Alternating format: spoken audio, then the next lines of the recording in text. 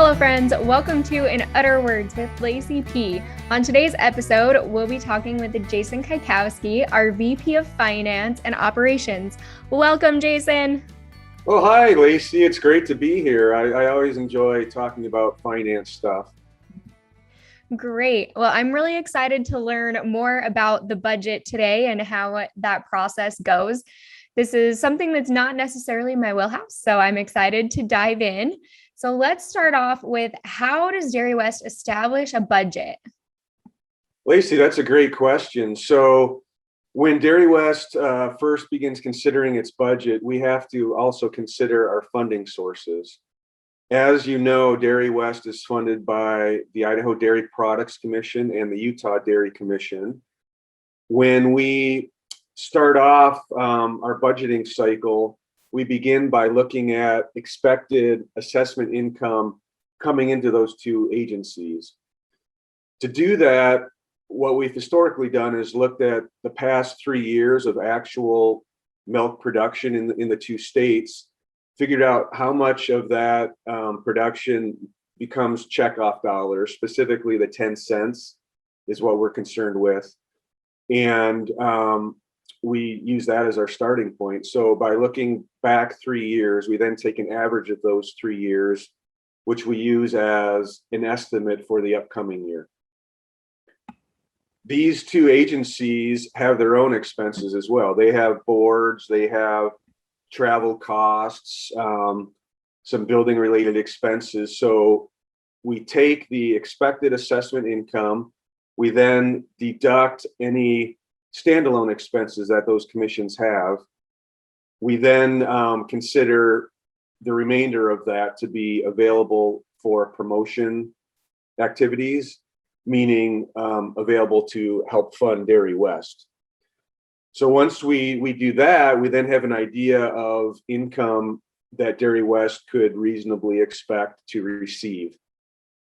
I then work very closely with Dairy West's functional areas to figure out what their needs are for the upcoming year.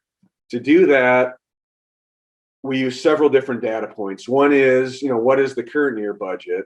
Does that budget seem realistic? Is that consistent with what we'd hope to do in the future year? I also look at what we actually spent in the year that closed, so the prior calendar year, to see, how close is what we're operating under in the current year as compared to what we actually spent in the prior year. Now, 2020 was a year unlike any other in terms of the challenges the entire industry had coming out of the COVID-19 pandemic. So in some areas of spend, 2020 may not be a great representation of what we should expect to happen in the future. A prime example of that is any of our budgets related to travel or conferences, that type of thing, because those activities largely shut down in reaction to the pandemic. So in some cases, I actually looked at what we had spent in 2019 as a better estimate of what our run rate could be in future years. So taking all that data together, thinking about the budget we're operating in 2021, what we actually spent in 2020, what in some cases what we spent in 2019, and then any changes to what we think we want to execute heading into 2022, all of that gets thrown into the meat grinder to come up with what we expect for 2022. So I guess that's a long way of saying we look at various factors to figure out what we want to do in the upcoming year. Thanks for breaking that down for me, Jason. That's an utterly detailed process. Very impressive. I'm glad that you're working on that. I think that's definitely better than if I was working on that. So thanks for all of your hard work to get the budget put together. Yeah, I mean, I've been doing this type of stuff for a while, both in the dairy industry and in prior jobs. So a lot of it, I don't want to say it's second nature, but I'm very comfortable wading through these waters, so to speak. Good. I'm glad we have someone on our team who is all ready to make the budget. That's definitely an asset. No pun intended, right? Yeah, definitely. So, my next question is, what are Dairy West's categories of spend? Yeah, so I mentioned a bit, I used a reference to something called functional areas. So those are really the pillars of work that all of us work in. And, we're kind of, the pillars of work are very similar to our org chart. So we've got, for 2022, we have done a few reorganizations of our functional areas, sort of in reaction to where we think we really need to focus our activities and have leaders and staff in those areas. So heading into 2022, we've got our health and wellness team, which we've had since I've been here, and they're largely focused on working with youth, school districts, the medical community. New to 2022, they're taking on a pillar of work related to hunger initiatives. So that's, making sure that dairy is available to those in maybe a food insecurity position. So it's a really exciting pillar of work that we have been doing before, but now that area is rolling up into the health and wellness team led by Heidi Martin.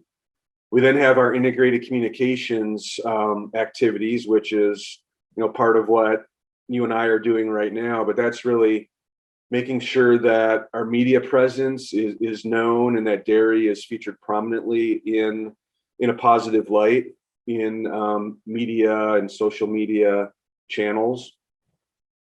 Sustainability is a new area for us, headed up by Marissa Watson. And Lacey, you are now reporting to Marissa as well as part of our farmer relations activities. So sustainability is new. That function, I believe, will be working very closely with our policy boards to do on-farm stuff and get some research done to figure out how the dairy industry in our region can reach net zero goals, amongst other things. The last, well, not the last pillar, but the last pillar of work that I would consider to be programmatic in nature is our research area. This is led by Eric Bastian, Dr. Eric Bastian. Build Dairy is a huge component of this. So the Build Dairy program is where we work as a conduit between industry research needs and the actual researchers in regional universities. Very exciting stuff happening there. So that's our last programmatic category. Then we have the area that I lead, which is operations. Finance as a standalone doesn't really have that many expenses other than things like the software we use, maybe some filings we have to do on an annual basis, certainly our audit fees.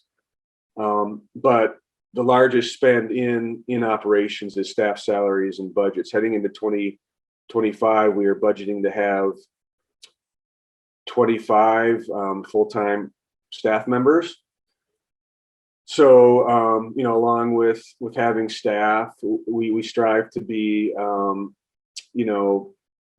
competitive within the market in terms of our benefits packages, et cetera. So that's a big category of spend for us in operations. Then we have not salaries, but travel related expenses. We have software, that we're spending money on. Certainly our buildings. As a matter of fact, the Meridian office is going through a redesign right now to make it a more useful space for us. Office supplies, communications expenses, meaning things like internet and phones. So that's really what happens in the operations spend category. So I don't know, does that answer your question? We've got the way I think of our budget and the way we've presented in the past is in terms of our program spend and then our operations spend. Yeah, Jason, I think that helped a lot. There are lots of different categories, it looks like, and I'm glad that we have you to manage everything. I know we really appreciate our finance team. They always do a great job, and that's really something that's important to us. Yeah, and then of course I would be remiss if I didn't mention the 2.5 cent funding that we provide to DMI for development of the unified marketing plan. So of the 10 cents that the commissions collect, that gets filtered through and paid to Dairy West. 2.5 cents of assessment income gets paid to DMI to support the relationship we have with them.